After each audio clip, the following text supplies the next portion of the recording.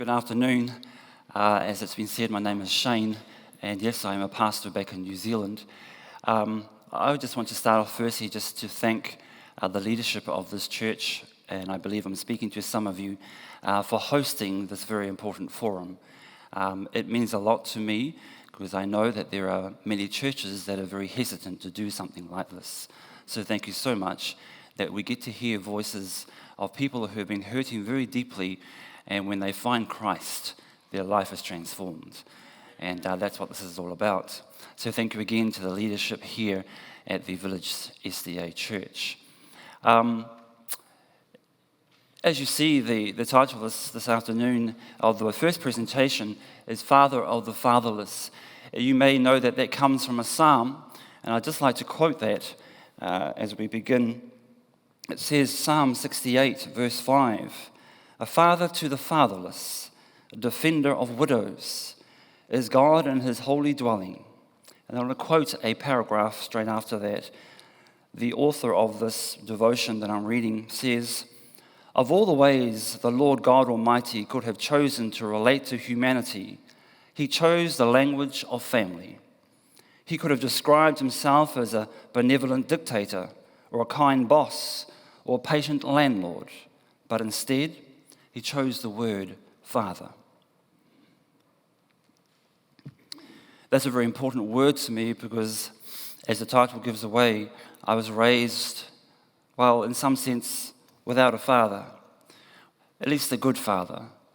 I want to share very quickly, and we'll bring the image up. If you would direct your eyes, if you can, to the young man at the back there. He's got a hole full of head of hair. This little guy here, he's about 5 years old in that picture there. His screams, and I mean screams of fear and confusion and anything else you can imagine that is traumatic, still echoes at my head today.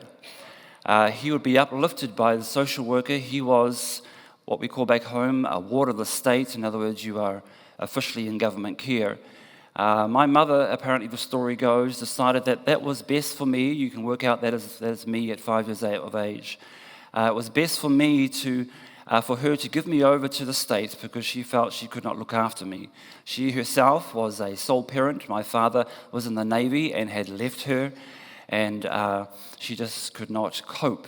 And so in her own way, she decided it was best to give me to the state to look after. So by this time, before this stage, I had gone through multiple families, shifted from one home to the next and to the next. A social worker would come almost routinely to pick me up, or the official word, uplift, and take me somewhere else, to which I would respond with screams because I'm just getting used to this new family, and now I am being picked up again. And I'm screaming that someone will save me, someone protect me.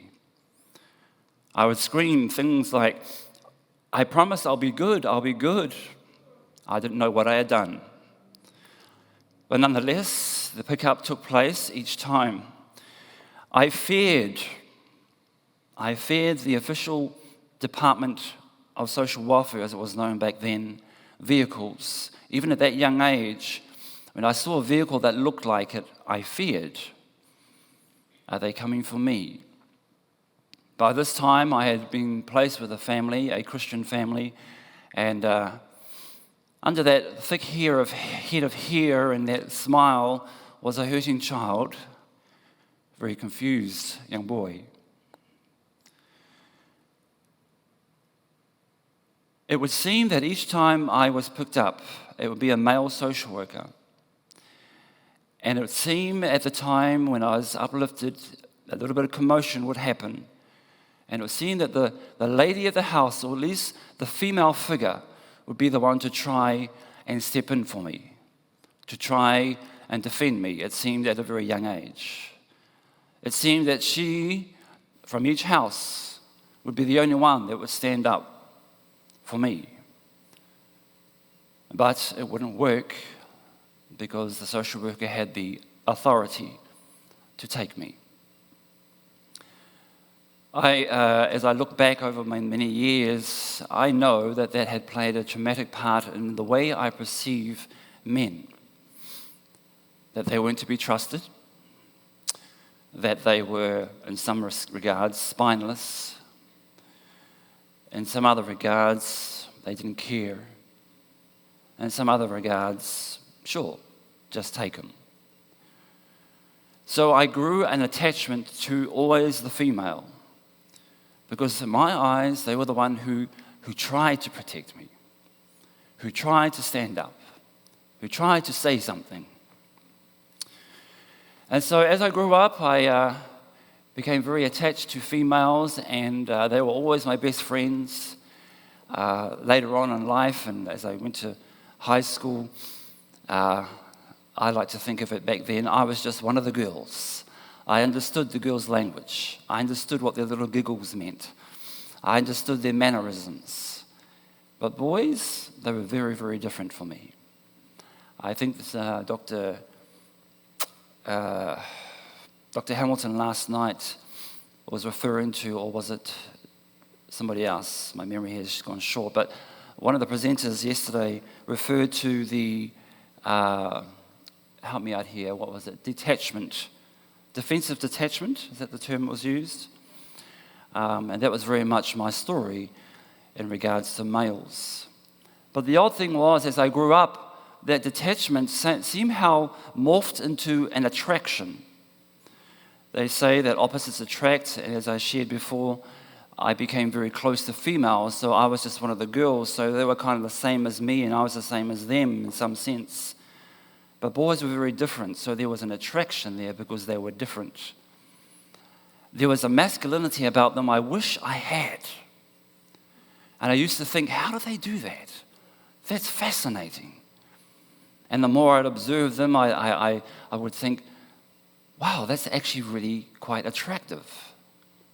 And so I'd grow up this way, not knowing what the terminology was, but feeling deep inside, there's something not quite right about this. I couldn't put my finger on it. I'm just way too young to understand.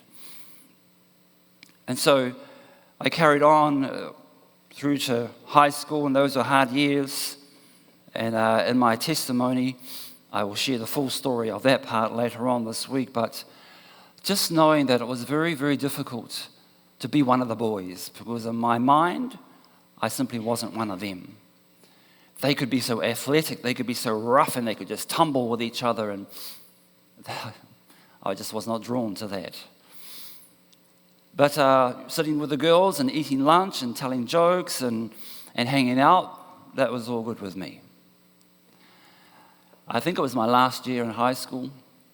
I suddenly somehow became the most popular boy in school amongst the other boys. And I couldn't work out what was going on. I was very suspicious. But after a while, I kind of warmed to it because it was attention that I was longing for a long time. And so I thought, well, I'll own this while I can. And then I find out later on, there was an agenda behind it. And that is, the boys realized that I had, all the pretty girls were my friends. And so if they wanted to get to them, they had to come through me. But as I say, I owned that recognition, because it was the only kind of positive recognition that I got from the boys. So, not having a father, I believe I lost out on a lot of modeling of how to be, I suppose, quote unquote, a male. I know that in today's language that is wide open, but I'm referring back now to the, shall I age myself here?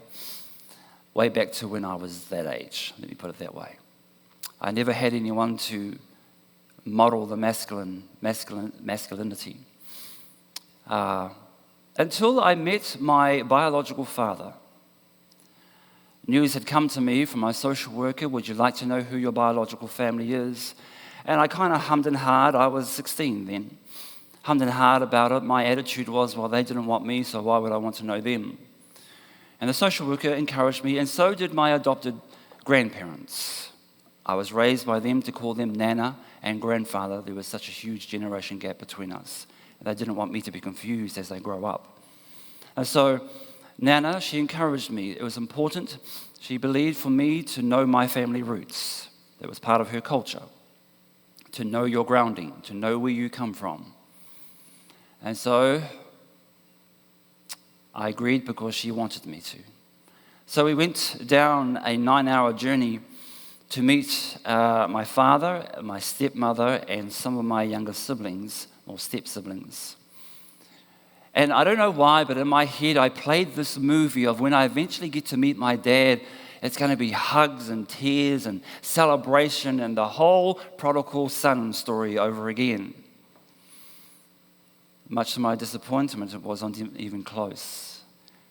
I got there and the first thing that came out of my biological father's mouth was, "Oh, so you're the lost one."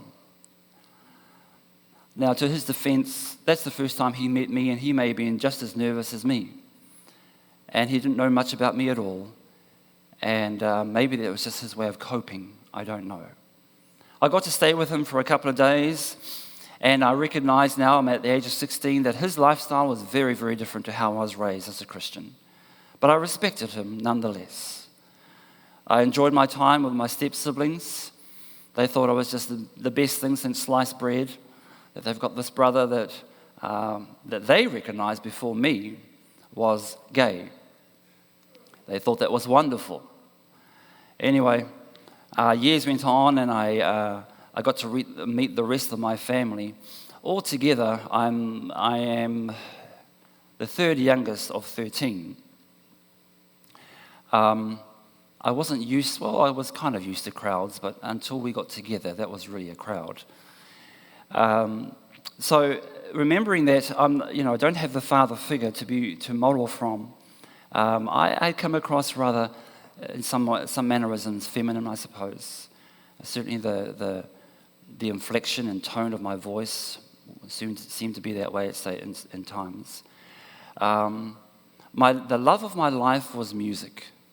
God has gifted me with a musical talent as a pianist. And I would always, at high school, everyone knew where to find me. It wasn't on the rugby field. It wasn't on the basketball court. It was in the school hall on the piano. And just filling in lunchtime, playing whatever made my heart content. And to this very day, the piano or the keyboard is my go-to for peace, for creativity. Later on this week, I will show you more photos and journey through the story of being fatherless. But as I resonate or as I reflect on that verse that we just read, that God is the father to the fatherless. I so wanted a father. All my cousins had dads, all my friends had dads, and just for me to be able to say that word, dad, would mean so much. My foster grandfather, him and I never ever got on. We were chalk and cheese, as the expression goes. I would receive many physical hidings from him. I can't recall why. Surely I've done something, but I can't recall why. One particular time, he had made a beeline for me.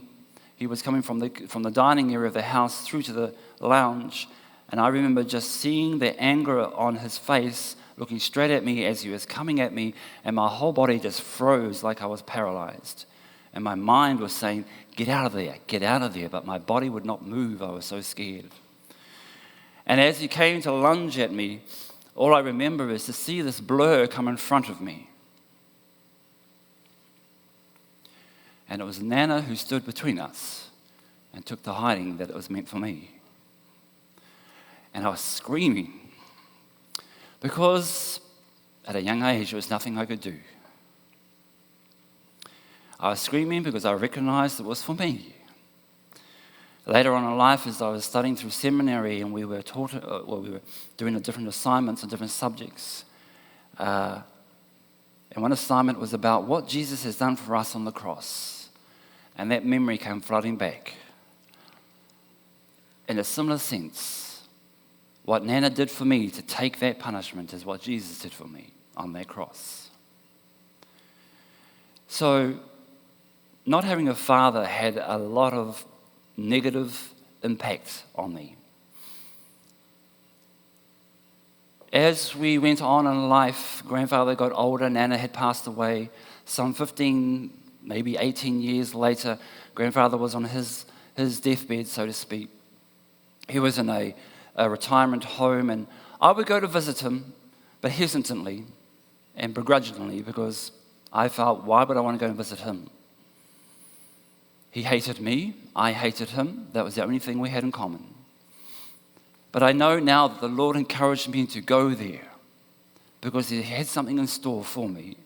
So I'd go there and just create, small chat, small talk for the sake of some kind of conversation. It seemed very superficial and empty to start with. And I'll just keep going back week after week. And again, I'm telling myself as I'm driving, why am I even going here? But I keep going. And our conversations got a little bit more meaningful and a little more deeper. And I started to realize over time, each visit, we got to understand each other and actually know each other a little bit better after all these years. I'm a young adult at this stage now, and he's well into his very late 80s. And I remember very close before he passed away, as I was visiting him, he said to me in conversation, Shane, there's something I regret about you. And my mind shut down. And I thought to myself, I knew this was too good to be true. I knew it. And so I prepared myself psychologically to fire back at him as soon as he fired out this insult that I thought he had prepared. Shane, there's something I regret about you. And I paused. And he said with tears in his eyes, I regret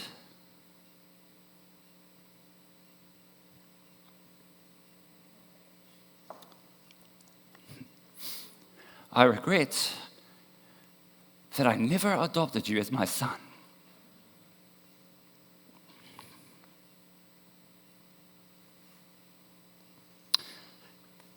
So, even after all these decades, that still hits me. I didn't know whether to scream at him or cry. Because I had waited for those words my entire life.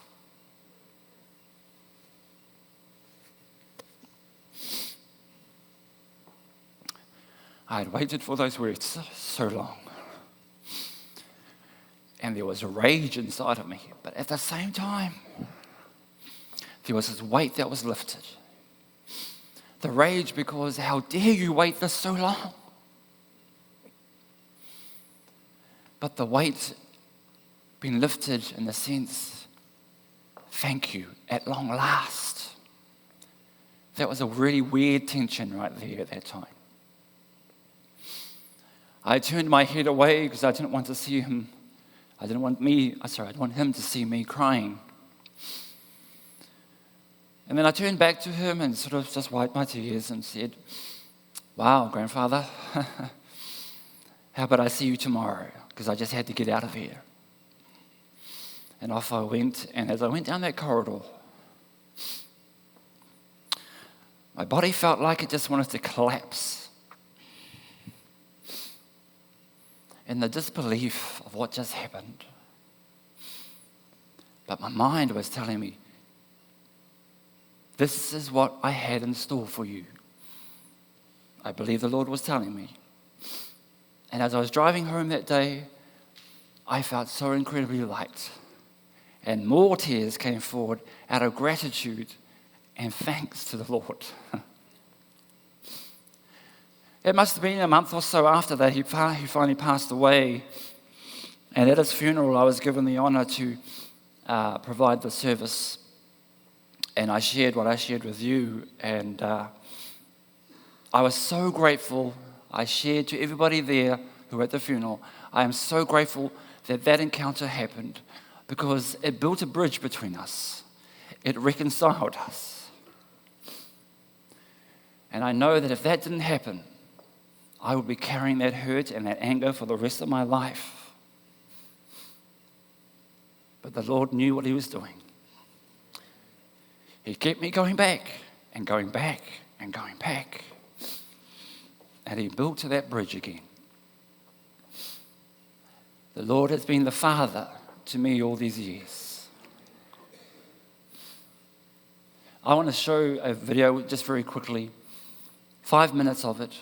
It talks about the social effects of the fatherless society, and it uses a fascinating example of elephants. I hope that you'll be blessed by this, and I'm just going to ask the sound technician to cut it off kind of 5 minutes through. So when you see me, sound technician, I'll just wave my hand and you know to stop the video, but you can go ahead and play. Thank you.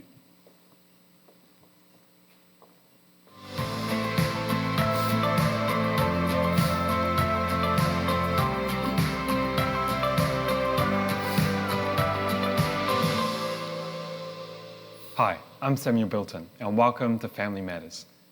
Some years ago, officials at Kruger National Park and Game Reserve in South Africa were faced with a growing elephant problem. The population of African elephants, which were once endangered, had grown larger than the park could sustain. So measures had to be taken to thin out the ranks. A plan was devised to relocate some of the elephants to another African game reserve. Being rather large animals, elephants are not easily transported, as you might imagine, so a custom harness was created to airlift the elephants and fly them out of the park using helicopters. The helicopters were up for the task, but as it turned out, the harnesses were not. They were strong enough to carry the juvenile and adult female elephants, but not the huge African bull elephants. A quick solution had to be found, so a decision was made to leave the much larger male elephants at Kruger and relocate only some of the female elephants and juvenile male elephants. This seemed to solve the problem. The herd was thinned out and all was well at Kruger National Park. Sometime later, however, a strange problem surfaced at South Africa's other game reserve, Pilanesberg National Park, the younger elephants' new home. Rangers at Pilanesberg began finding the dead bodies of endangered white rhinoceroses. At first, poachers were suspected, but the huge rhinos had not died of gunshot wounds and their precious horns were left intact. The rhinos appeared to have been killed violently with deep puncture wounds. Not much in the wild has the ability to kill a rhinoceros, so rangers set up hidden cameras throughout the park. And what they discovered shocked them. The culprits turned out to be the meandering band of aggressive juvenile male elephants, the very elephants that had been relocated from Kruger National Park. These elephants had also been terrorizing other animals in the park as well. This kind of behavior is very rare for elephants. Something had gone terribly wrong. They started to theorize, and the only thing that they could think of was that these young male elephants had been relocated into this culture without adult and mature male elephants. They had been left without role models. And so the rangers constructed bigger, stronger harnesses, and they flew in some of the older bulls left behind at Kruger. Within weeks, the bizarre and violent behavior of the juvenile elephants stopped completely. The older males let them know that their behavior was not elephant-like at all. In a short time, the younger elephants were following the older, more dominant bulls around while learning how to be elephants. They did not know how to behave without their fathers around. What is the social effect of human fatherlessness? Unfortunately, we don't need to look outside of New Zealand to see what happens when we remove fathers from the home. Society gets very ill. A sharp increase in unmarried births during the 1960s correlates with a later rise in imprisonment rate. Births from unmarried mums made up 79% of total Māori births in 2017. For non-Māori, the corresponding figure was 34%. Prison over-representation of Indigenous and non-Indigenous minorities occurs in the United States, Canada, the United Kingdom, and Australia.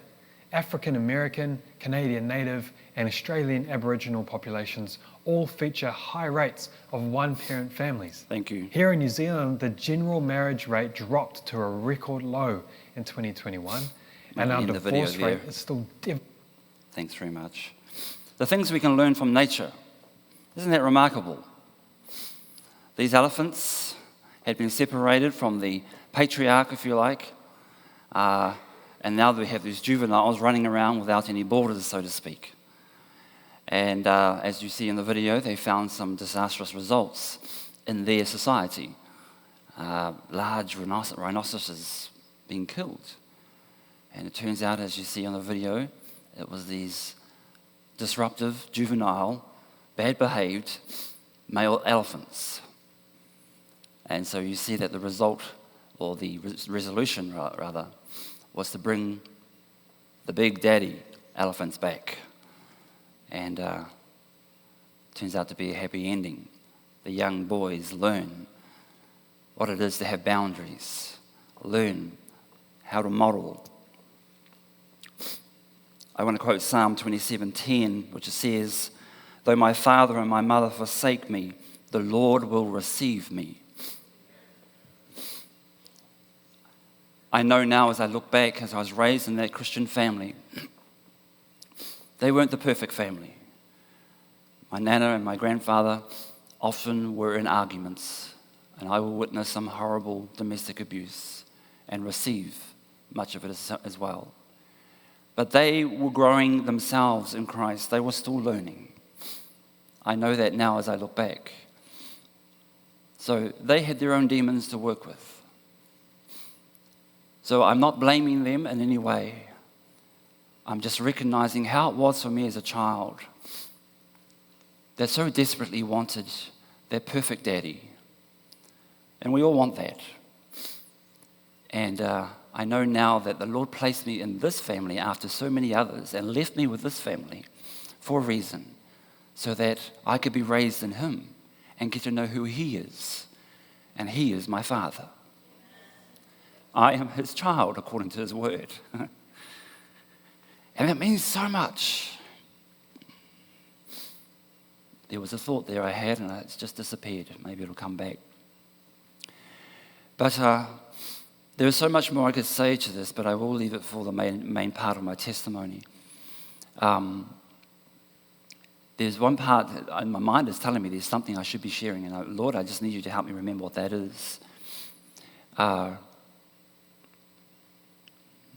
would go in my young adult life. Remember, I'm raised in the church now. I learnt how to be a very good actor. I'm now living a double life. I'm out there in the gay nightclubs, loving the scene in the big city. I'd left home and pursued a career, but I was still going to church. I knew how to walk right, how to talk right, how to look right, how to act right, and yet nothing was right. A dear old lady in that church came up to me one day, bold as brass, and she's probably about this high on me. She looks up at me. She goes, "Young man, you're going to go to Avondale." For those of you who don't know what Avondale is, Avondale were probably the South Pacific equivalent of Andrews. And you're going to go to Avondale. I said, "Why would I do that?" She goes, "Because you're going to be a minister one day." And I just laughed at her. I laughed at her. I laughed in the sense of, that's really cute. Thank you for those nice words. But in my head, I was thinking, lady, you have no idea. You have no idea of my life behind all this. Wow, if she were alive today, I'd give her the biggest hug ever. She spoke powerful words into my life. And indeed, I started some study via correspondence through Avondale. That was part-time. Then I decided, you know what, this is going to take forever. So I gave up work and went full-time in a different seminary to complete that degree. And the Lord blessed me mightily. And I'll share more of that in my testimony later this week with photos, etc.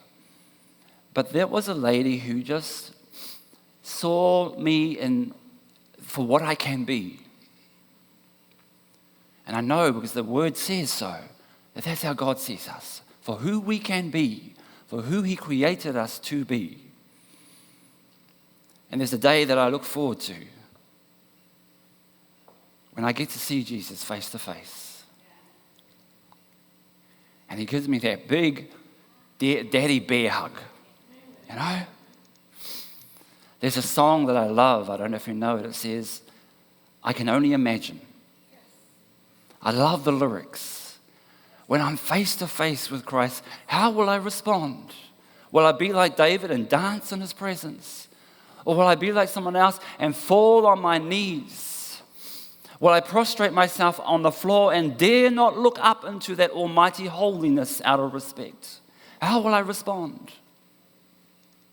I was always afraid to hug males because in my mind, they might interpret it wrong. So I was very distant.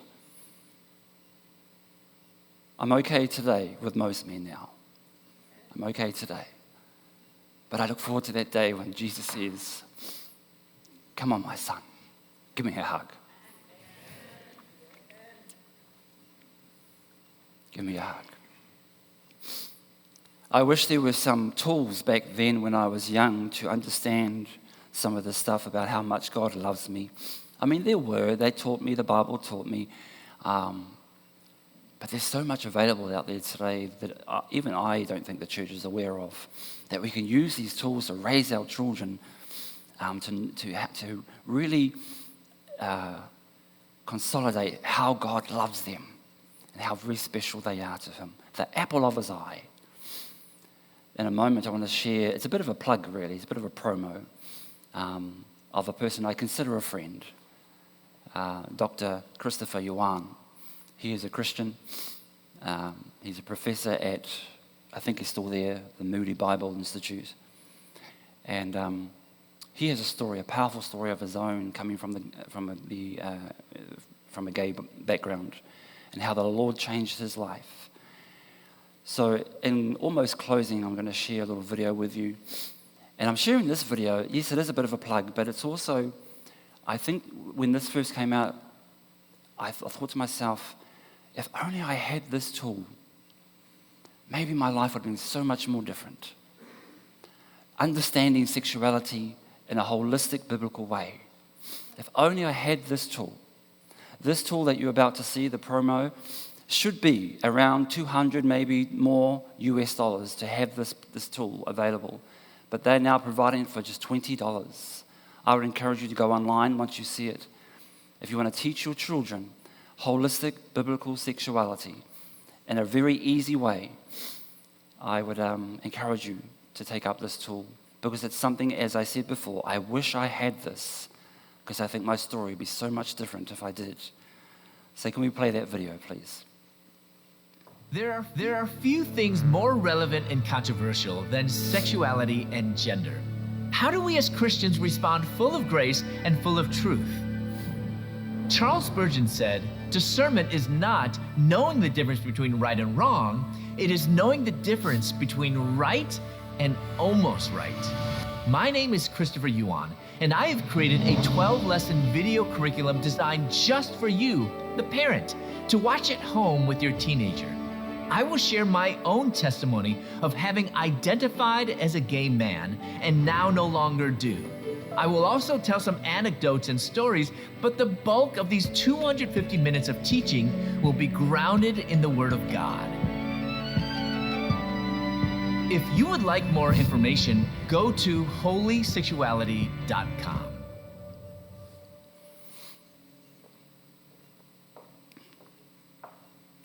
In closing, Mike has very graciously offered to help me out with this part. We're going to do some interaction. So Mike, are you here? Can I ask you to come up and lead us on that one? I did see him here for a second as he dashed out. All right. You fill in the gap. Someone can find Mike for me, Mike Carducci. He's there? He's in the back there. Okay, he's coming forward. Caught him off guard. There he goes. So we're going to do a bit of an interaction time now, just to close this section. Thank you for listening. Thank you for your hearts. When you see a young boy out there, particularly a boy who has no father, I hope you can, in some way, just reach out to them and be some kind of father figure for them. That would be great. Awesome. Thank you. So I tried to get the book that Christopher Ewan has made, and we have that available. So we do have some resources for you if you'd like. We do have the book that Dr. Dotson was talking about, Gay Girl, Good God. And we also have Christopher Ewan's book, and it's called Out of a Far Country. And I love it. It's one of my favorites.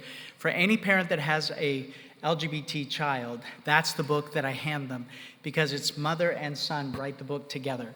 So chapter by chapter, you see this beautiful chronological story that really weaves a beautiful story. So Christopher Ewan that you saw on the screen is now a doctor. He's also a chaplain, and he's written some really amazing books.